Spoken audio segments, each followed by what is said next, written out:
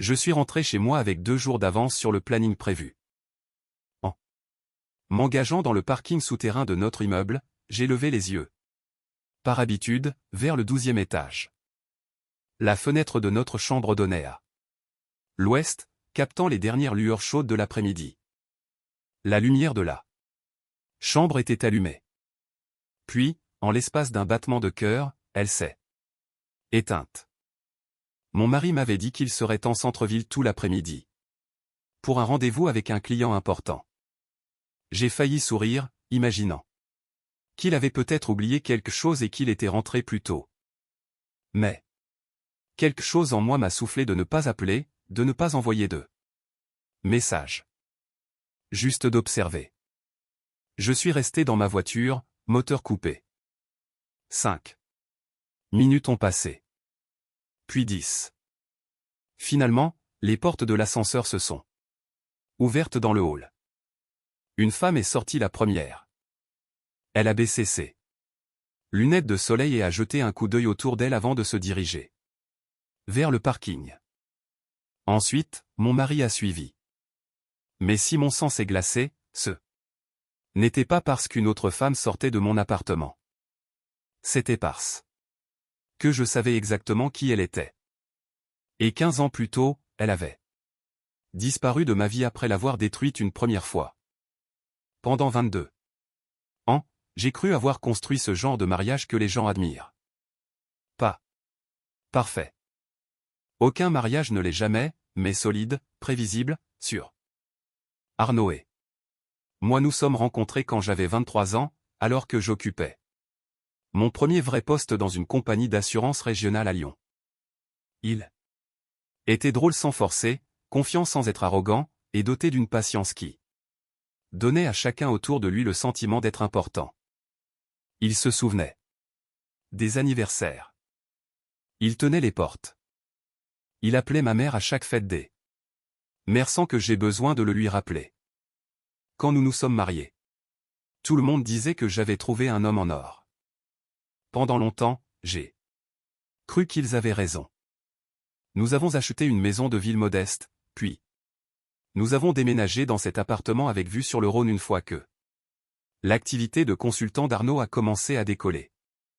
Nous avons travaillé dur, payé nos factures et élevé 2 enfants merveilleux. Clara a 22 ans. Maintenant et termine son master à Paris. Thomas vient tout juste d'emménager dans son premier studio près de la faculté. La maison qui résonnait autrefois de portes qui claquent, de rires nocturnes, de sacs oubliés et de lessive interminable était devenue douloureusement silencieuse. Les gens vous mettent en garde contre le syndrome du nid vide. Ce qu'ils ne vous disent pas, c'est que le silence a sa propre sonorité. Il vous force à entendre des choses que vous aviez ignorées pendant des années. Le craquement d'une latte de parquet. La vibration d'un téléphone qu'on retourne rapidement face contre table. Ces mots. Je travaille tard encore ce soir. Après le départ des enfants, j'ai commencé à travailler à mi-temps à la bibliothèque municipale. Ce n'était pas pour l'argent. Arnaud gagnait largement assez pour que nous vivions confortablement. Je voulais simplement quelque chose qui m'appartienne à nouveau. Une routine. Des visages nouveaux, des conversations qui ne tournaient pas autour des listes de courses ou des factures d'électricité. Arnaud soutenait l'idée, ou du moins. C'est ce qu'il disait. Tu as passé des décennies à t'occuper de tout le monde. M'a-t-il dit un soir en essuyant la vaisselle. C'est ton tour maintenant. Ces mots sont restés gravés en moi parce qu'ils sonnaient sincères. Avec le recul, la sincérité peut être un excellent déguisement. Environ 8 mois avant que tout ne s'effondre, l'emploi du temps d'Arnaud a commencé à changer. Son cabinet de conseil avait décroché plusieurs gros comptes d'entreprise. Du moins, c'est ce qu'il prétendait. Il y avait des réunions de petits déjeuners, des dîners tardifs, des séminaires le week-end, des clients venus de province ou de l'étranger. Son téléphone, qu'il laissait autrefois chargé sur le comptoir de la cuisine, ne quittait plus sa poche. S'il vibrait pendant que nous regardions La télévision, il s'éclipsait dans le couloir avant de répondre. Si je demandais qui appelait, il souriait avec désinvolture. Juste le boulot. Je voulais le croire. Après 22 ans, la confiance devient moins un choix qu'une habitude. On cesse de remettre en question chaque incohérence, car la vie deviendrait épuisante sinon. Et puis, je n'avais jamais surpris Arnaud en train de mentir. Pas une seule fois. Ou peut-être n'avais-je jamais regardé d'assez près. La semaine où tout a basculé, je suis parti à Bordeaux pour une conférence de formation de 3 jours à la bibliothèque. Rien de glamour, juste des ateliers sur les archives numériques, les programmes d'alphabétisation et le financement par subvention. Arnaud m'a embrassé lundi matin. Roule prudemment, a-t-il dit. Tu vas me manquer. Je serai là mercredi soir. Je te préparerai ton plat préféré. Des mots simples, des mots ordinaires, exactement. Le genre de mots qu'il devient impossible d'oublier par la suite. La conférence s'est terminée bien plus tôt que prévu mardi après-midi parce que l'un des intervenants principaux avait annulé. La plupart des participants sont rentrés immédiatement chez eux. J'ai pensé à appeler Arnaud. Au lieu de cela, j'ai souri. Toute seule. Pourquoi ne pas lui faire une surprise? Cela faisait des années que nous n'avions rien fait de spontané. Sur la route du retour, je me suis arrêté chez son boucher préféré. 2 belles entrecôtes. Ensuite, j'ai pris une bouteille de Bordeaux que nous gardions pour une occasion spéciale. Enfin, je me suis arrêté à la pâtisserie en centre-ville et j'ai acheté un cheesecake aux fraises fraîches. En chargeant tout sur le siège passager, j'ai carrément ri. Arnaud me taquinait toujours parce que j'achetais trop de desserts. Une seule part, disait-il. Puis il en mangeait discrètement 3. La circulation était fluide. Je chantonnais les vieux morceaux à la radio. Pour la première fois. Depuis des mois, je me sentais légère, pleine d'espoir. Je me souviens m'être dit que nous avions peut-être besoin de plus de moments comme celui-ci. Peut-être étions-nous simplement devenus trop à l'aise, trop occupés. Peut-être que notre mariage n'était pas en train de s'effondrer. Peut-être avait-il simplement besoin d'attention. J'ai atteint notre immeuble peu après 16h30. Le parking était inhabituellement calme. J'ai attrapé mon sac de voyage, mais j'ai laissé les courses dans la voiture.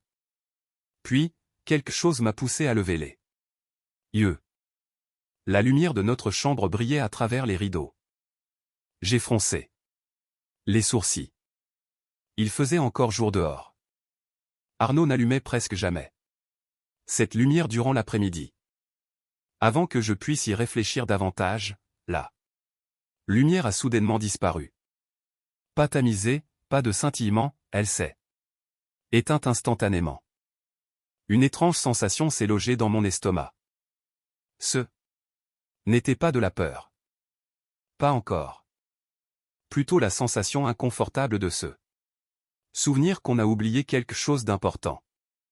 Je suis resté là, mes clés de voiture à la main, puis j'ai lentement remis mon sac dans le coffre, sans comprendre pourquoi je me suis réinstallé au volant au lieu de monter. Je me suis dit que j'étais ridicule. Peut-être qu'Arnaud était rentré pour se changer. Peut-être qu'il ne se sentait pas bien. Peut-être que la minuterie de la lampe de la chambre avait dysfonctionné. Il y avait des douzaines d'explications rationnelles, mais je n'ai pas démarré le moteur. 5 minutes ont passé. Puis 5 autres. J'ai regardé les gens aller et venir par l'entrée vitrée, un livreur, un couple de personnes âgées avec leurs courses, un adolescent promenant un golden retriever surexcité. Puis, exactement 12 minutes après que la lumière de la chambre se fut éteinte, les portes de l'ascenseur se sont ouvertes dans le hall. Une femme est sortie. Elle portait des lunettes de soleil surdimensionnées malgré l'intérieur. Ses cheveux bruns étaient attachés en une queue de cheval lâche sous une casquette. Elle s'est arrêtée juste assez longtemps pour jeter un coup d'œil par-dessus son épaule avant de marcher vers la sortie du parking. Il y avait quelque chose dans sa façon de bouger qui me semblait douloureusement familier. Puis elle a enlevé ses lunettes. Mes doigts se sont resserrés sur le volant si fort que mes articulations ont blanchi. Non. Le mot m'a échappé avant même que je réalise que je l'avais prononcé. Ce n'était pas possible. Pas après toutes ces années. Pas après 15 ans, sans un seul appel, sans une lettre, sans une explication. Vanessa Holloway, mon ancienne meilleure amie, la femme qui avait disparu de ma vie du jour au lendemain, sortait de mon immeuble. Et quelques secondes plus tard, mon mari est sorti derrière elle. Pendant une seconde, j'ai oublié comment respirer. Vanessa Holloway. Le nom résonnait dans mon esprit comme une vieille chanson que j'avais passé des années à essayer d'oublier. Elle n'avait pas autant changé que je l'aurais cru. Il y avait de légères rides autour de ses yeux maintenant, et ses cheveux portaient quelques mèches argentées qui captaient la lumière de l'après-midi, mais sa démarche, avec cette assurance tranquille, les épaules en arrière, la tête haute, était exactement la même. Je l'ai regardée disparaître par la sortie du garage sans jamais regarder derrière elle. Puis Arnaud est apparu. Il avait l'air détendu, presque joyeux. Il a regardé sa montre, a redressé le col de sa chemise et a sorti son téléphone comme s'il venait de terminer une après-midi de travail tout à fait banal. Il n'avait aucune idée que j'étais assise à moins de 50 mètres. Mon premier réflexe a été de sauter hors de la voiture, d'exiger une explication, de hurler leurs deux noms. Jusqu'à ce que tout l'immeuble sorte. Au lieu de cela, je suis resté parfaitement immobile. Les années de mariage vous apprennent quelque chose sur les gens, plus vos émotions deviennent bruyantes, plus vos décisions doivent être silencieuses. Arnaud est monté dans son SUV et s'est éloigné vers le centre-ville. Ce n'est qu'après que ses feux arrière ont disparu que je suis finalement sorti de ma propre voiture. Chaque mouvement semblait irréel, comme si je regardais une autre femme vivre ma vie. Le trajet en ascenseur jusqu'au 12e étage a semblé interminable. Quand les portes se sont ouvertes, notre couloir ressemblait exactement à ce qu'il avait toujours été. Des fleurs fraîches étaient posées sur la table près des ascenseurs. Madame Jenkins, de l'appartement 123, avait encore laissé son paillasson légèrement de travers. Tout semblait douloureusement ordinaire, sauf que rien ne l'était. J'ai déverrouillé notre porte d'entrée. L'appartement sentait légèrement l'eau de cologne d'Arnaud mélangée à autre chose. Un parfum floral que je n'avais jamais porté. J'ai fermé les yeux un instant. Le parfum n'était pas entêtant, juste assez pour me dire que je n'imaginais pas des choses.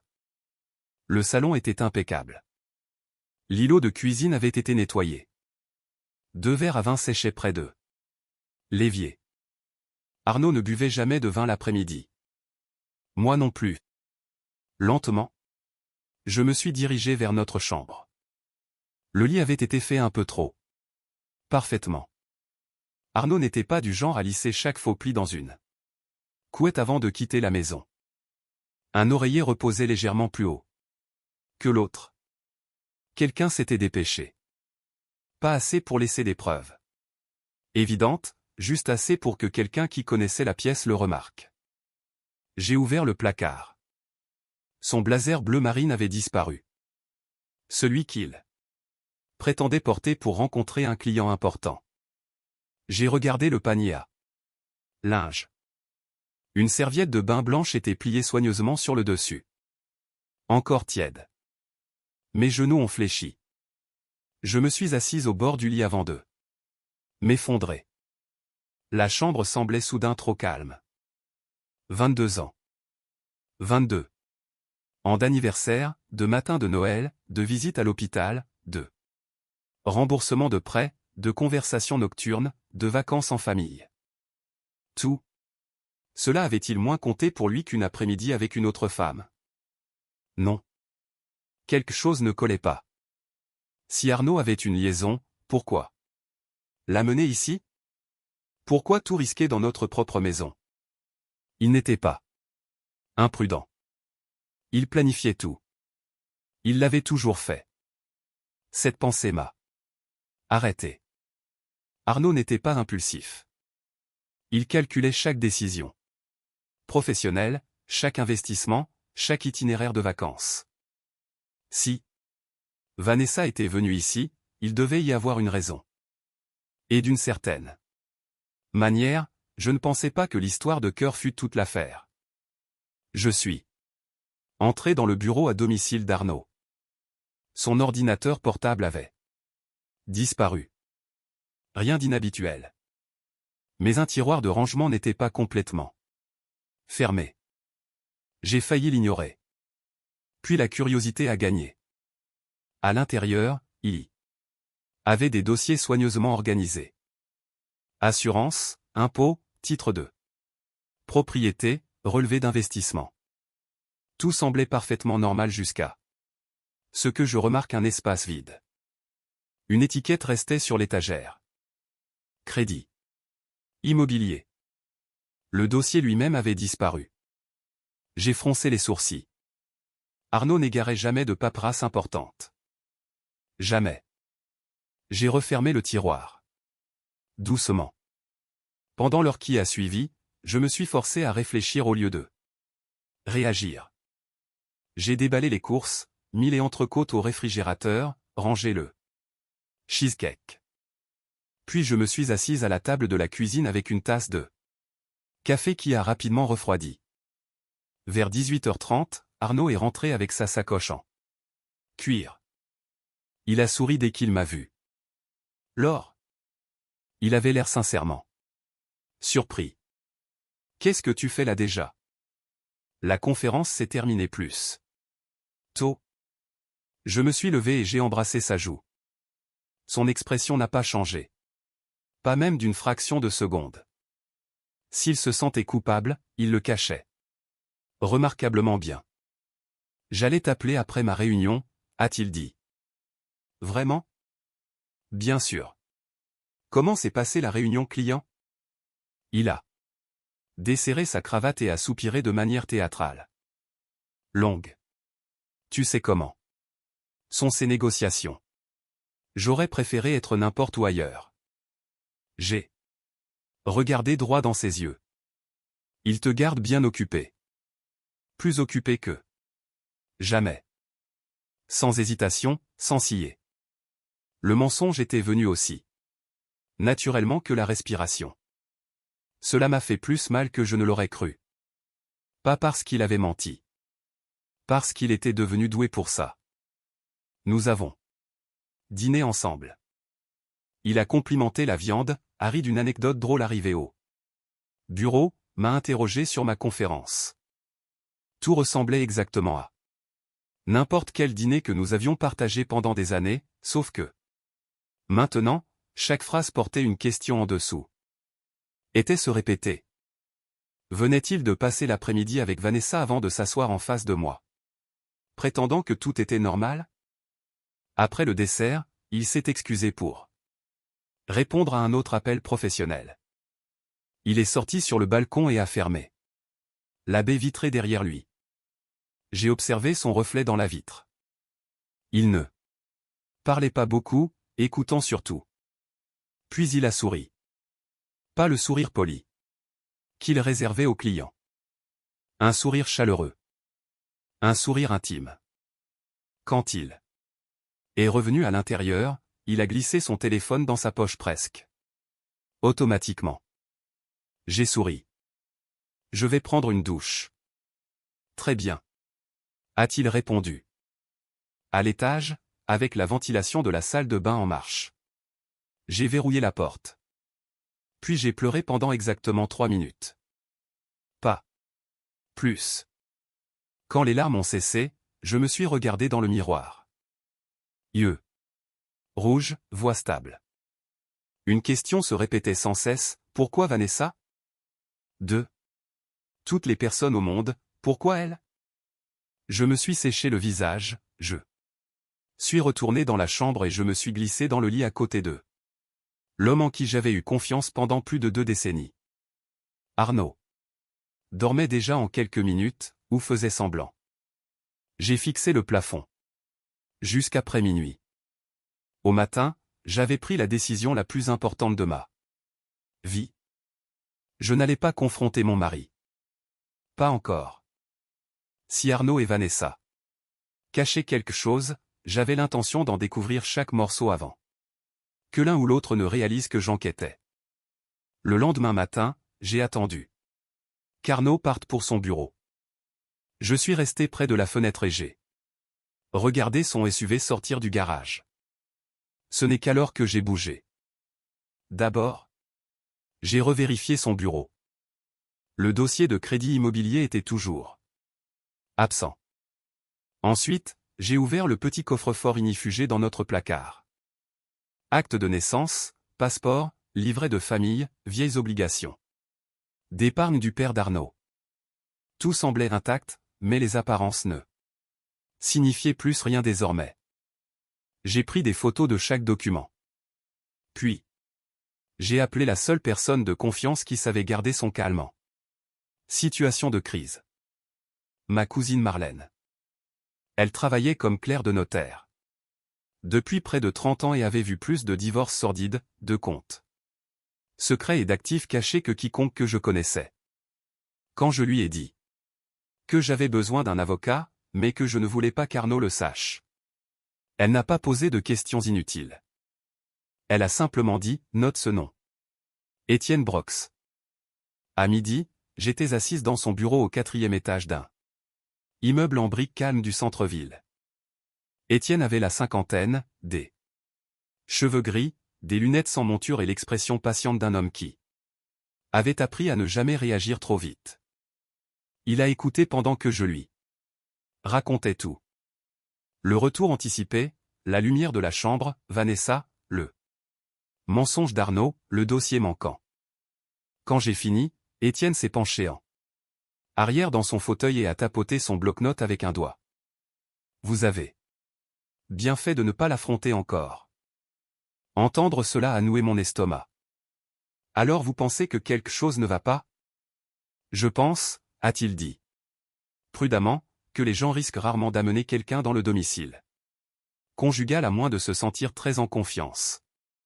La confiance signifie généralement planification. J'ai dégluti. Que dois-je faire? Rien d'émotionnel, rien de dramatique. À partir de maintenant, vous documentez. Vous conservez les preuves. Vous vérifiez les rapports de solvabilité. Vous ne signez rien. Et si votre mari vous demande de valider une opération financière, vous m'appelez d'abord. Puis il a fait une pause. Savez-vous ce que fait Vanessa Holloway maintenant? Non. C'est notaire. Pendant un instant, je n'ai pas compris pourquoi c'était important. Puis l'air a semblé quitter la pièce. Une notaire. Quelqu'un qui pouvait authentifier des signatures, certifier des documents, donner un aspect légitime à de la paperasse. Étienne a vu mon expression changer. Cela ne prouve rien, a-t-il dit, mais cela nous donne un point de départ. 2 jours plus tard, Étienne m'a orienté vers un détective privé nommé Ryan Donovan. Ryan avait 58 ans, les épaules larges, était discret et direct d'une manière que j'ai immédiatement appréciée. Il a demandé des dates, des noms, des lieux, des descriptions de véhiculés. Tous les comptes financiers dont j'avais connaissance. Il n'a pas promis de miracle. Il n'a pas offert de sympathie. Il a simplement dit, s'il se voit, je trouverai le modèle. Et il l'a fait. En moins d'une semaine, Ryan m'a envoyé les premières photos. Arnaud et Vanessa devant une banque. Arnaud et Vanessa entrant dans un cabinet d'avocats. Arnaud et Vanessa assis ensemble dans un petit café à 20 minutes de notre appartement, les têtes penchées sur un dossier. Pas des amants murmurant autour d'un café, mais des partenaires. Examinant de la paperasse. Cela m'a fait encore plus peur. La dernière photo du. L'eau m'a glacé les mains. Arnaud se tenait à côté de Vanessa près de sa voiture. Il lui tendait une enveloppe épaisse. Sur le devant, écrit au marqueur noir, il y avait 2 mots, Laure signés. J'ai fixé cette photo jusqu'à ce que les lettres deviennent floues. Signé. Signé quoi? Je n'avais rien signé. Pas. Récemment. Pas pour Arnaud. Pas pour notre maison. Pas pour aucun investissement. Ce soir-là, Arnaud est rentré avec des fleurs. Des roses jaunes. Mes préférées. Je suis passé devant la boutique et j'ai pensé à toi, a-t-il dit. Avant, cela m'aurait adouci. Maintenant, c'était comme regarder un acteur réciter un texte qu'il avait répété devant un miroir. J'ai pris les fleurs. Malgré tout. Elles sont magnifiques. Il a souri, soulagé. Et c'est là que j'ai compris quelque chose d'important. Arnaud ne pensait pas que je le soupçonnais. Même pas un peu. Cela m'a donné du pouvoir. Une sorte de pouvoir. Terrible, mais du pouvoir quand même. Alors, j'ai joué mon rôle. J'ai cuisiné le dîner, demandé des nouvelles de ses réunions, ri à ses histoires, les embrassé. Pour lui dire bonne nuit, et chaque fois qu'il regardait ailleurs, je récoltais discrètement un nouveau morceau de vérité. Parce que la femme qui était sortie de cet ascenseur n'était pas seulement revenue dans ma vie, elle avait ramené le passé avec elle. Et cette fois, je n'allais pas laisser Vanessa Holloway disparaître avant d'avoir découvert exactement ce qu'elle et mon mari avaient fait. La première vraie fissure dans l'histoire d'Arnaud n'est pas venue d'une photographie. Elle est venue d'un rapport de solvabilité. Étienne m'avait dit de demander une copie auprès des 3 agences de crédit. Ça semble ennuyeux, avait-il dit, mais la paperasse dit la vérité bien avant les gens. Il avait raison. Caché entre des comptes familiers que je reconnaissais depuis des années, il y avait quelque chose de nouveau. Une ligne de crédit immobilier. Ouverte 9 mois plus tôt. Mes yeux se sont immédiatement portés sur le montant. 250 000 €. J'ai lu la page 3 fois. Notre appartement avait une valeur nette substantielle, mais Arnaud et moi n'avions jamais discuté de contracter un prêt dessus. Nous n'en avions pas besoin. Notre crédit immobilier avait presque été remboursé. J'ai attrapé le dossier contenant nos documents de ménage. Rien. Aucune demande, aucun avis d'approbation, aucun relevé mensuel, rien. J'ai appelé Étienne avant que la panique ne prenne le dessus. Ne contactez pas encore la banque, a-t-il dit. Laissez-moi faire quelques demandes d'abord. Sa voix restait calme, mais je pouvais entendre une nouvelle gravité dessous. Laure, avez-vous déjà signé des documents de prêt au cours de l'année passée? Non. Des signatures électroniques? Non. Une procuration? Absolument pas. Il y a eu un bref silence. Je vous appellerai demain. Cette nuit-là, Arnaud semblait plus heureux que d'habitude. Il a même suggéré que nous prévoyions un week-end en amoureux après que Clara ait terminé son semestre. Ça fait une éternité qu'on n'est pas parti, a-t-il dit. J'ai souri de l'autre côté de la table. J'aimerais beaucoup. Les mots avaient un goût de sable. Pendant qu'il parlait de chalets au bord d'un lac et de sentiers de randonnée, je ne pouvais m'empêcher de me demander s'il prévoyait des vacances ou s'il gagnait du temps. Le lendemain après-midi, Étienne a appelé. Il faut que vous veniez. Son ton m'a tout dit. Quand je suis arrivé, plusieurs documents étaient déjà étalés sur sa table de conférence. L'un était le contrat de prêt. Un autre était une déclaration sous serment certifiée. Le troisième était une page de signature. Étienne a fait glisser le dernier document vers moi. Prenez votre temps. mon nom apparaissait en bas, Laure Whitmore. Au premier coup d'œil, cela ressemblait exactement à ma signature.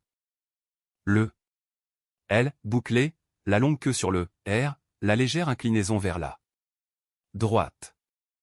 Quiconque ne me connaissait pas l'aurait accepté sans hésitation. Mais je savais qu'elle n'était pas de moi. J'ai pris un stylo, puis j'ai signé mon nom sur une feuille blanche à côté. Les différences sont devenues évidentes. La signature forgée était plus lente, trop prudente. Presque comme si quelqu'un l'avait pratiquée des douzaines de fois. Ils l'ont copié, ai-je murmuré. Étienne a hoché la tête. Je le crois. Puis il a montré le sceau du notaire. Le nom imprimé en dessous a fait chuter mon estomac. Vanessa Holloway. Pendant plusieurs secondes, aucun de nous n'a parlé. Finalement, Étienne s'est penché en avant. Laure, cela change tout. J'ai levé les yeux. Qu'est-ce que cela signifie? Cela signifie que votre mari a peut-être obtenu un prêt d'1,25 million d'euros en utilisant des documents qui semblent contenir une signature forgée. Et Vanessa les a certifiés. C'est ce qu'il semble. J'ai soudainement eu froid malgré la chaleur du bureau. Ce n'est pas juste une liaison. Non, a répondu Étienne doucement. Ça ne l'a jamais été. L'enquête de Ryan s'est intensifiée. Au lieu de simplement suivre Arnaud, il a commencé à retracer son activité financière. Tous les quelques jours, un nouveau rapport arrivait dans la boîte mail d'Étienne. Virement, paiement, nouveau. Compte d'investissement, dépôt de société. La plupart étaient légaux, certains inhabituels. Puis est arrivé le rapport qui a changé toute l'affaire. Arnaud n'avait pas emprunté qu'une seule fois. Il avait refinancé un petit bien commercial qu'il possédait avant notre mariage. Il avait liquidé un compte d'épargne retraite. Il avait discrètement déplacé de l'argent vers une société d'investissement dont ni Étienne ni moi n'avions jamais entendu parler. La société n'avait que 2 dirigeants inscrits, Arnaud Whitmore, Vanessa Holloway. J'ai fixé le rapport avec incrédulité. Partenaires. Pas juste ceux. Voir secrètement, des partenaires d'affaires. Peut-il faire ça, ai-je demandé. Il peut former une société, a répondu Étienne. Mais s'il a utilisé des actifs conjugaux de manière inappropriée. Il a refermé le dossier. C'est une autre question. À la maison, le comportement d'Arnaud est devenu de plus en plus étrange. Il a commencé à poser des questions anodines qui ne semblaient plus anodines. As-tu vérifié le courrier aujourd'hui? La banque a-t-elle envoyé quelque chose? De la paperasse est-elle arrivée pendant mon absence? Chaque question ne durait que quelques secondes, mais ensemble, elles formaient un modèle. Il était inquiet. Pas à propos de moi, à propos de documents. Alors, j'ai fait semblant de ne pas remarquer. Non, répondais-je. Avec un haussement d'épaule. Juste des factures. Chaque fois, je voyais le soulagement inonder son visage. Un vendredi soir, il nous a servi un verre de vin. J'ai réfléchi, a-t-il commencé? Chaque fois que quelqu'un commence une phrase comme ça, les ennuis suivent généralement. Notre conseiller financier pense qu'on devrait simplifier les choses. J'ai souri. Qu'est-ce que tu veux dire? Peut-être vendre l'appartement. Il l'a dit avec désinvolture, comme s'il suggérait un restaurant différent. Le marché est haut. On pourrait acheter quelque chose de plus petit. Investir la différence. Il observait mon visage attentivement, attendant, mesurant, calculant. Des mois plus tôt, j'aurais posé des questions immédiatement. Au lieu de cela, j'ai pris une lente gorgée de vin. Peut-être. Ses épaules se sont détendues. Tu penses? J'aimerais voir les chiffres d'abord. Bien sûr, j'aurai tout prêt. Tout. Le mot résonnait dans mon esprit. Qu'est-ce qu'il prévoyait exactement de me montrer? Et qu'est-ce qu'il prévoyait de cacher? La réponse est arrivée plus tôt que prévu. Lundi matin tôt, Ryan a appelé Étienne. En 1 heure, nous étions tous assis ensemble à examiner de nouvelles photographies. Arnaud et Vanessa s'étaient rencontrés devant le bureau du cadastre. Ils ne se tenaient pas la main. Ils ne s'embrassaient pas. Au lieu de cela, ils transportaient d'épais dossiers. Une photographie montrait Vanessa pointant vers une page, pendant qu'Arnaud hochait la tête. Une autre les montrait se serrant la main. Professionnel, concentré, presque soulagé. Ryan a posé une dernière image sur la table. Celle-ci avait été prise hier. Arnaud se tenait à côté de Vanessa, devant un cabinet d'avocats. Elle lui a tendu une grande enveloppe. Sur le devant, il y avait 4 mots dactylographiés, dossier de transfert final. Pas de nom, pas d'adresse, juste ces mots. Étienne a lentement retiré ses lunettes. Je pense qu'ils ont presque fini. Fini avec quoi, ai-je demandé. Il m'a regardé droit dans les yeux. Je ne sais pas encore, mais quoi qu'ils aient construit, ça atteint la phase finale. Devant la fenêtre du bureau d'Étienne, la circulation traversait le centre-ville exactement comme elle l'avait toujours fait. Les gens se pressaient pour déjeuner. Les bus s'arrêtaient au coin des rues. La vie continuait. La mienne était devenue silencieusement quelque chose d'entièrement différent. Pendant des semaines, j'avais cru découvrir une liaison. Maintenant, je comprenais que je découvrais une conspiration financière. Et j'avais le sentiment désagréable que je n'avais toujours pas découvert la pire partie. J'ai cessé de penser comme une épouse. J'ai commencé à penser comme un témoin. Ce seul changement a tout bouleversé. Pendant des semaines, je m'étais posé la mauvaise question, pourquoi Arnaud me ferait-il ça? Maintenant, j'en posais une différente, jusqu'où était-il déjà allé? Étienne m'a appelé le mardi suivant. Je pense que nous avons trouvé la pièce manquante. Sa voix était stable, mais j'avais appris que lorsqu'Étienne semblait le plus calme, les nouvelles étaient généralement les pires. 1 heure plus tard, j'étais assise en face de lui dans sa salle de conférence. 3 dossiers reposaient proprement sur la table. L'un était étiqueté, registre de propriété. Un autre disait, transfert d'investissement. Le troisième n'avait pas d'étiquette du tout. Étienne a fait glisser le dossier sans étiquette vers moi. Je pense que vous devriez le lire vous-même. À l'intérieur, il y avait des copies de documents de planification successorale. Au début, je n'ai pas compris pourquoi il me les montrait. Puis, j'ai vu la signature d'Arnaud. Mes yeux se sont portés sur la page suivante. Mon souffle s'est coupé. C'était un testament révisé. Le document avait été signé il y a seulement 4 mois. J'ai parcouru le premier paragraphe, m'attendant à voir mon nom. Au lieu de cela, j'ai trouvé celui de Vanessa. Elle n'était pas identifiée comme une amie ou comme une associée. Elle était répertoriée comme bénéficiaire des intérêts de propriété d'Arnaud dans la société d'investissement. Elle recevait également la maison de campagne que son père lui avait laissée. J'ai tourné une autre page. Il y avait une section décrivant un trust. J'ai cherché mon nom à nouveau. Rien. Pas 1 euro, pas un souvenir, même.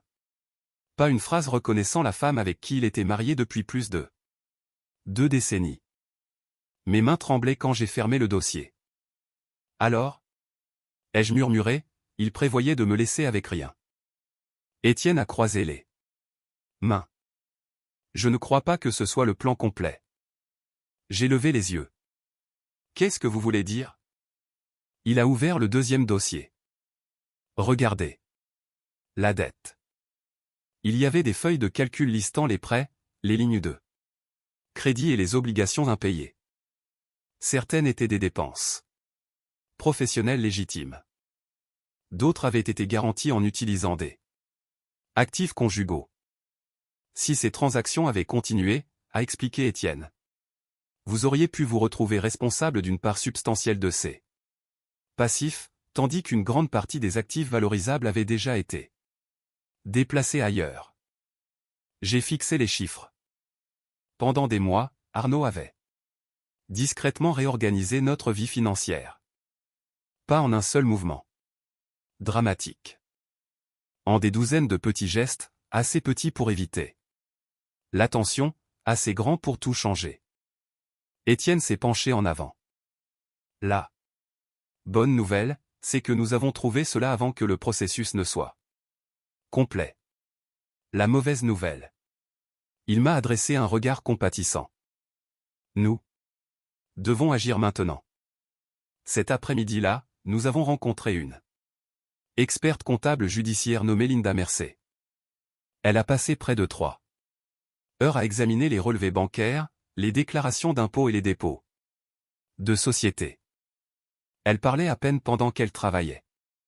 Finalement, elle a retiré ses lunettes. Votre mari est organisé, a-t-elle dit. Mais il est aussi prévisible. Qu'est-ce que ça veut dire? Il a déplacé l'argent par étapes. Elle a pointé un graphique qu'elle avait dessiné. Chaque transfert majeur était précédé d'un plus petit. Chaque nouveau compte était financé par un compte existant. Chaque transaction laisse une trace. Elle a tapoté la page une fois. Et les traces peuvent être suivies. Pour la première fois depuis des semaines, j'ai ressenti quelque chose que je n'avais pas attendu, de l'espoir. Pas parce qu'Arnaud pourrait perdre, mais parce que la vérité pouvait encore être prouvée. Étienne a immédiatement commencé à prendre des mesures conservatoires. Il m'a conseillé d'ouvrir un compte courant individuel. J'ai redirigé mon salaire de la bibliothèque. J'ai changé tous les mots de passe en ligne qui n'appartenaient qu'à moi. Mes rapports de crédit ont été gelés. Nous avons informé les banques que mon identité pourrait avoir été compromise. Chaque étape semblait étrangement ordinaire. Pas de tribunal, pas de cris, pas de confrontation dramatique, juste de la paperasse, des appels, des formulaires. Pourtant, chaque petite action fermait discrètement une autre porte qu'Arnaud avait supposé rester ouverte. 3 jours plus tard, le premier signe est apparu. Que notre stratégie fonctionnait. Arnaud est rentré inhabituellement tard. Il ne m'a pas embrassé. Il est allé directement dans son bureau et a fermé la porte. Depuis le couloir, je l'ai entendu parler d'une voix basse et tendue. Non. Une pause. Ça n'a aucun sens. Une autre pause. Qui a arrêté ça? Silence. Alors je t'appellerai demain. Quand il est ressorti 20 minutes plus tard, il semblait épuisé. Ça va, ai-je demandé. Il a forcé un sourire. Longue journée. J'ai hoché la tête comme si je le croyais. À l'intérieur, je savais exactement ce qui s'était passé. L'un des transferts avait échoué. Quelqu'un avait finalement posé des questions. Et pour la première fois, Arnaud n'avait pas toutes les réponses. La semaine suivante, Ryan a appelé avec une autre mise à jour. J'ai surveillé Vanessa. Qu'est-ce que vous avez trouvé? Elle semble nerveuse. Nerveuse? Comment? Sa routine a changé. Elle vérifie ses rétroviseurs en conduisant. Elle quitte le travail par des sorties différentes. Hier, elle a passé près d'1 heure dans le bureau de son avocat. J'ai échangé un regard avec Étienne. La pression montait. Les gens qui croyaient avoir le plan parfait engageaient rarement des avocats à la dernière minute. Quelqu'un savait que les murs commençaient à se refermer. Ce soir-là, Arnaud a à peine touché à son dîner. Il vérifiait constamment son téléphone. 2 fois, il est sorti pour passer des appels. Quand il est revenu la deuxième fois, j'ai remarqué quelque chose que je n'avais pas vu depuis des années, ses mains tremblaient. Je n'ai rien dit. Parfois, le silence dit aux gens qu'ils sont encore en sécurité. Parfois, il les encourage à faire une erreur de plus. Et j'avais besoin qu'Arnaud croie qu'il était toujours en contrôle. Parce qu'il ne l'était pas. Pas plus maintenant. Arnaud a essayé de le cacher. Pendant 22 ans, je l'avais regardé négocier des contrats, calmer des clients. Nerveux et résoudre des problèmes sans hausser le ton. Il avait toujours été composé. Maintenant, de minuscules fissures commençaient à apparaître. Il dormait avec son téléphone sous son oreiller. Il vérifiait les verrous de la porte d'entrée 2 fois avant de se coucher. Un matin, je l'ai trouvé en train de fixer la fenêtre de la cuisine avec une tasse de café depuis longtemps refroidi. Quand il m'a remarqué, il a souri. Trop tôt. Ça va, ai-je demandé. Juste en train de penser au travail. J'ai hoché la tête. Moi aussi. Aucun de nous ne parlait de travail. 2 jours plus tard, Étienne a appelé juste après le déjeuner. Il faut que vous soyez au centre-ville. Il y a un problème? Non. Une brève pause. Quelque chose a finalement bien tourné. Quand je suis arrivé, Linda, l'experte comptable, avait déjà plusieurs feuilles de calcul étalées sur la table de conférence. Elle semblait presque excitée. Nous avons trouvé l'argent manquant. Je me suis assise. Immédiatement. Qu'est-ce que vous voulez dire? Elle a tourné son ordinateur portable vers moi. Votre mari ne déplaçait pas des fonds au hasard. Des lignes de couleur reliaient des douzaines de transactions. Elles finissent tout ici. Elle a pointé un compte. Il appartenait à la société d'investissement qu'Arnaud et Vanessa avaient créé ensemble. Mais ce n'est pas la partie importante. Elle a ouvert un autre document. Ce compte exigeait 2 signatures autorisées pour les retraits supérieurs à 50 000 €. J'ai froncé les sourcils. Donc, Arnaud ne pouvait pas déplacer les montants les plus importants tout seul. Mes yeux se sont écarquillés. Vanessa. Linda a hoché la tête. Chaque transfert majeur exigeait les 2. Cela signifie que ce n'était pas un laps de jugement momentané. Ce n'était pas une brève liaison qui était devenue hors de contrôle. C'était un plan coordonné. Des mois, peut-être des années de préparation. Étienne a fait glisser un autre document sur la table. C'est arrivé ce matin. C'était un avis de l'une des banques. Une demande de virement avait été suspendue en attendant une vérification d'identité supplémentaire. Le montant a fait se serrer mon estomac. 187 000 €. Essayait-il de déplacer ça hier, ai-je demandé. Nous le croyons. Et parce que votre crédit a été gelé et que la banque a été notifiée d'une possible fraude à l'identité. Il s'est permis un petit sourire. Quelqu'un a enfin commencé à poser des questions. Pour la première fois depuis cet après-midi dans le parking, j'ai senti l'équilibre commencer à basculer. Arnaud ne se déplaçait plus librement. Quelqu'un le surveillait en dehors de moi. Ce soir-là, j'ai délibérément agi exactement comme je l'avais toujours fait. J'ai demandé comment s'était passée sa journée. Il a à peine levé les yeux de son assiette. Occupé? Quelque chose d'intéressant? Pas vraiment. Ses réponses étaient plus courtes que d'habitude, distrait. Après le dîner, il a ouvert son ordinateur. En quelques minutes, la frustration a traversé son visage. Il a rafraîchi la même page à plusieurs reprises, puis une autre, puis a pris son téléphone. Pas de réponse, ai-je demandé avec désinvolture. Il a sursauté légèrement. Quoi? Tu as appelé quelqu'un 3 fois. Oh. Il a forcé un rire. Client. Ils sont impossibles à joindre. J'ai souri avec sympathie. Je déteste quand ça arrive. À l'intérieur, je savais exactement qui ne répondait pas. Vanessa. Le lendemain après-midi, Ryan a appelé. J'ai quelque chose. Sa voix était plus basse que d'habitude. Qu'est-ce que c'est? Vanessa a rencontré un autre avocat ce matin. Je pensais qu'elle en avait déjà un. Elle en a un. Ce n'était pas pour de la planification successorale. C'était un cabinet de droit pénal. Le silence s'est installé entre nous. Finalement, j'ai demandé, pensez-vous qu'elle a peur? Je pense qu'elle se prépare. À quoi? Ryan n'a pas répondu immédiatement. Ah. La possibilité qu'Arnaud l'accuse en premier. Cette possibilité ne m'était pas venue à l'esprit, mais une fois que Ryan l'a dit, je ne pouvais m'empêcher d'y penser. Les gens qui planifiaient ensemble s'effondraient souvent ensemble.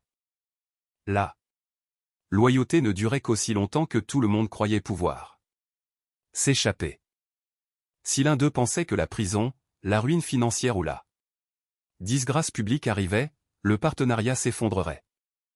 3 matins plus tard, c'est finalement arrivé.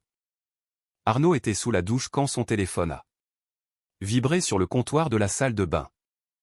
Normalement, je n'aurais jamais regardé. Maintenant, j'ai simplement jeté un coup d'œil à l'écran illuminé. Pas de mot de passe, juste une notification d'aperçu avant qu'elle ne disparaisse. Vanessa, nous devons parler. Ça ne peut pas attendre. Rien de plus. Pas de cœur, pas de langage affectueux, juste la peur. Arnaud a attrapé le téléphone. Avant que je puisse voir un autre message.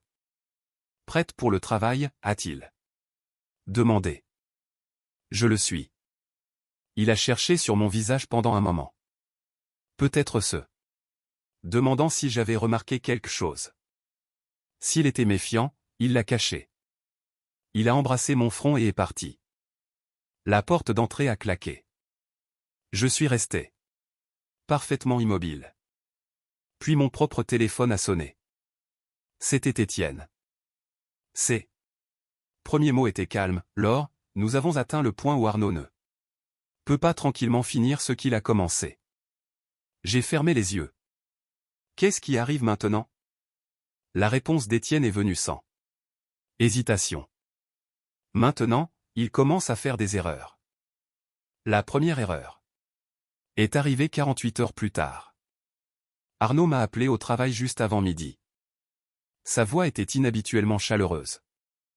Et, a-t-il dit, une chance que tu puisses partir un peu plus tôt aujourd'hui? J'ai regardé autour de la bibliothèque calme avant de répondre. Je peux probablement. Pourquoi? J'ai programmé une réunion avec notre conseiller financier. J'ai laissé passer un battement. Pourquoi? J'ai réfléchi à ce dont nous avons discuté. L'appartement.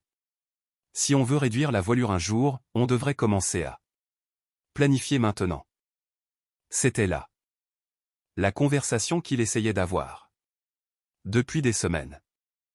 Je verrai si je peux m'échapper, ai-je répondu. Super. Je viendrai te chercher à 16 heures. Quand j'ai raccroché, j'ai immédiatement appelé Étienne. Il ne semblait pas surpris.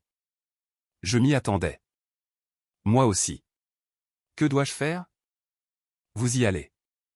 Et vous ne signez absolument rien. Le bureau du conseiller financier occupait le dernier étage d'un immeuble élégant du centre-ville. Arnaud m'a accueilli avec le sourire dont j'étais tombé amoureuse 22 ans plus tôt. Pendant juste un moment, j'ai presque tout oublié. Puis je me suis souvenu du nom de Vanessa sur les documents falsifiés. Le sourire a disparu de mon cœur, même s'il restait sur mon visage. Le conseiller, un homme agréable nommé Kevin, nous a accueillis dans son bureau. Des dossiers attendaient déjà sur la table de conférence. Arnaud a fait la plupart des discours. Il a expliqué comment simplifier nos finances rendrait la retraite plus facile. Comment vendre l'appartement pendant que le marché restait fort était le choix intelligent, comment consolider les actifs réduirait les impôts. Chaque phrase semblait raisonnable. Chaque explication semblait répétée. Kevin a fait glisser le premier document vers moi. Si tout a l'air bien, nous aurons juste besoin de vos signatures. Au pluriel, pas au singulier. J'ai jeté un coup d'œil à Arnaud. Ses yeux ne m'ont jamais quitté, attendant, surveillant, calculant. J'ai lentement tourné les pages au lieu d'atteindre le stylo. À mi-chemin, j'ai levé les yeux. J'aimerais que mon avocat examine ceci. D'abord. La pièce est devenue silencieuse. Arnaud a ri. Laure, nous n'avons pas besoin d'avocat. C'est de la routine. Peut-être. J'ai fermé le dossier. Mais c'est de la routine pour moi, aussi. Pour la première fois. Dans notre mariage, j'ai vu une panique authentique passer sur son visage. Cela a duré moins d'une seconde, mais c'était là. Le trajet du retour a été douloureusement calme. Arnaud a gardé les deux mains sur le volant. Finalement. Il a parlé, tu n'as jamais mentionné d'avocat avant. Je n'en avais jamais eu besoin avant. Tu n'as pas confiance en moi. Je me suis tourné vers lui. Je fais confiance à la bonne paperasse. Sa mâchoire s'est serrée. Aucun d'eux nous n'a dit un mot de plus. Le lendemain matin, le bureau d'Étienne est devenu inopinément occupé. Linda était là. Ryan est arrivé 10 minutes plus tard, portant un autre dossier épais. Alors, Étienne a commencé, Arnaud a essayé de bouger plus vite. Ryan a hoché la tête. Après la réunion d'hier, il est allé directement au bureau de Vanessa. Il a posé plusieurs photographies sur la table. Arnaud et Vanessa se disputaient. Pas tranquillement, pas professionnellement. Même de loin, la tension était évidente. Une photographie montrait Vanessa pointant vers un dossier. Une autre capturait Arnaud jetant les deux mains en l'air. La dernière image les a figés, debout à plusieurs mètres. L'un de l'autre, aucun ne voulant regarder l'autre. Ils se retournent l'un contre l'autre, ai-je dit. Je le crois, a répondu Ryan. 7. Après-midi-là, Étienne a reçu l'appel que nous attendions. Le département des fraudes de la banque avait terminé son examen préliminaire. Plusieurs documents soumis au cours de l'année précédente contenaient des incohérences de signature significatives. L'affaire avait été renvoyée pour une enquête formelle. Ni Étienne ni moi n'avons célébré. Ce n'était pas fini. Pas encore. Mais la vérité avait finalement quitté nos fichiers privés et était entrée dans un processus officiel. Arnaud ne pouvait plus la faire disparaître. 3 jours plus tard, Vanessa a pris la décision qui a tout changé. Par l'intermédiaire de son avocat. Elle a accepté de coopérer avec les enquêteurs, non pas parce qu'elle avait soudainement trouvé sa conscience, mais parce qu'elle essayait de se sauver elle-même. Elle a admis avoir certifié des documents qu'elle n'avait pas personnellement vu être signés. Elle a admis qu'Arnaud lui avait assuré que j'avais déjà approuvé tout cela. Elle a admis avoir ignoré des signes d'avertissement qu'elle n'aurait jamais dû ignorer. Elle a nié avoir falsifié ma signature elle-même. Si c'était vrai, cela serait déterminé plus tard. Mais une chose est devenue indéniablement claire, Arnaud avait été l'architecte. Vanessa avait été la facilitatrice. Arnaud m'a appelé 6 fois ce soir-là. J'ai laissé chaque appel aller à la messagerie. À la 7e tentative, il a envoyé un SMS. Nous devons parler, s'il te plaît. J'ai répondu avec 3 mots. Demain, bureau d'Étienne. Arnaud est arrivé 5 minutes en avance. Il semblait plus vieux qu'il ne l'était une semaine auparavant. Sa cravate pendait lâchement. Des cernes entouraient ses yeux. Pour la première fois depuis des décennies, il semblait incertain de lui-même. Étienne a invité tout le monde dans la salle de conférence. Pas de voix élevées, pas de discours dramatiques. Juste des documents, l'un après l'autre. Dossier de prêt, relevé bancaire, dépôt de société, transfert de propriété, comparaison de signatures. Photographie, chronologie. La preuve parlait plus clairement que n'importe. Quelle accusation ne pourrait jamais le faire? Arnaud a fixé silencieusement la pile qui grandissait devant lui. Finalement, il a murmuré, « Vanessa a parlé. » « Oui, » a répondu Étienne. Arnaud a fermé les yeux. Quand il les a rouverts, il m'a regardé droit dans les yeux.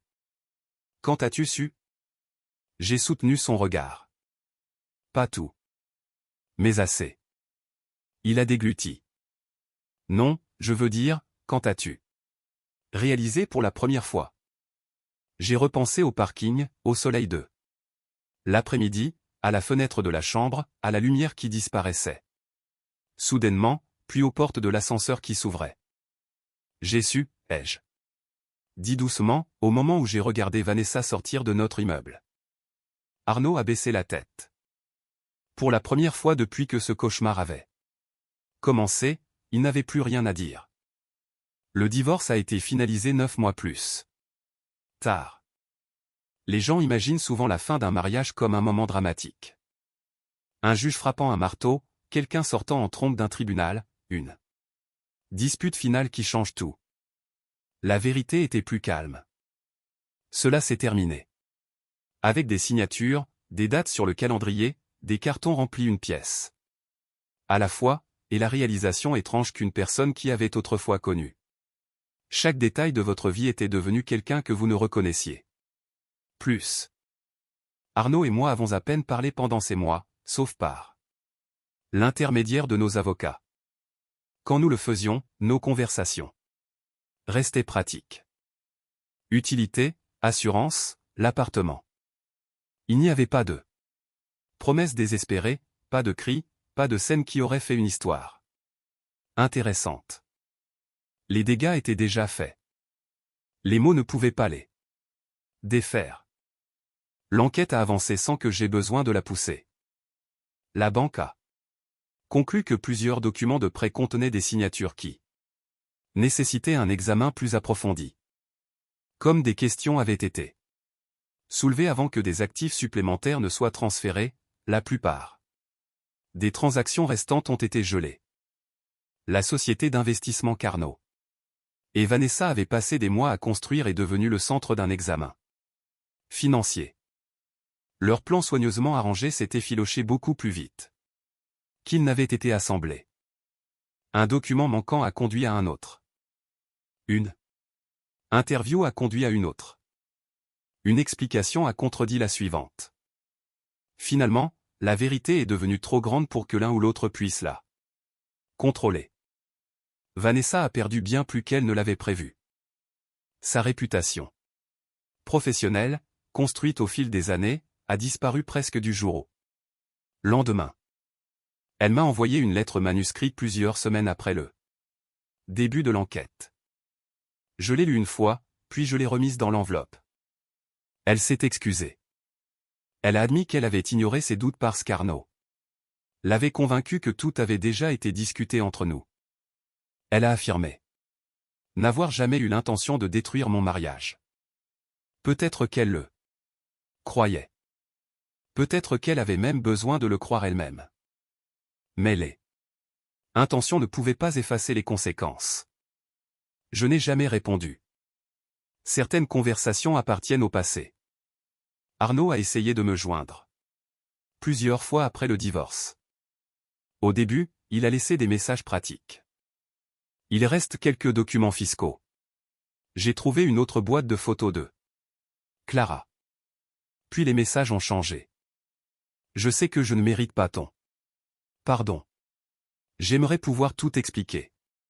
Je pense à ce que j'ai détruit chaque Jour. Un soir, près d'1 an après avoir regardé Vanessa quitter notre immeuble, il a appelé à nouveau. Cette fois, j'ai répondu. Pendant plusieurs secondes, aucun de nous n'a parlé. Finalement, il a dit doucement, j'allais te le dire. J'ai regardé par la fenêtre de mon appartement avant de répondre. Non, tu allais finir. Silence. Puis je l'ai entendu expirer. Je suppose que tu as raison. C'était la dernière conversation que nous ayons jamais eue. Clara et Thomas ont lutté avec tout cela au début. Aucun enfant ne veut croire qu'un parent en a trahi un autre. Ils aimaient leur père. Ils m'aimaient. Pendant un moment, ils se sont sentis pris entre deux vies. Je ne leur ai jamais demandé de choisir. Je n'ai jamais critiqué Arnaud devant eux. J'ai simplement répondu à leurs questions honnêtement chaque fois qu'ils demandaient. Avec le temps, ils ont lu les documents par eux-mêmes. Ils ont vu les chronologies, les dossiers financiers, l'enquête. Ils sont arrivés à leurs propres conclusions. Notre relation est devenue plus forte, non pas parce que nous partagions la même colère, mais parce que nous partagions la même vérité. J'ai déménagé dans un appartement plus petit de l'autre côté de la ville. Il y avait une chambre, une cuisine lumineuse et un balcon donnant sur un petit parc. Il n'y avait pas de grand escalier, pas de salle à manger surdimensionnée, pas de suite d'invités. Juste assez d'espace pour la vie que je voulais construire. Pour la première fois depuis des années, chaque décision m'appartenait. J'ai peint les murs d'un bleu doux qu'Arnaud avait toujours détesté. J'ai rempli les étagères de romans. Au lieu de trophées décoratifs. J'ai acheté des fleurs fraîches chaque vendredi.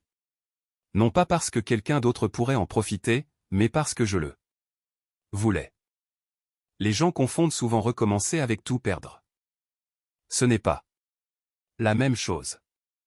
Parfois, recommencer signifie enfin ne transporter que ce qui était vraiment le vôtre depuis le début. Un après-midi d'automne frais, presque.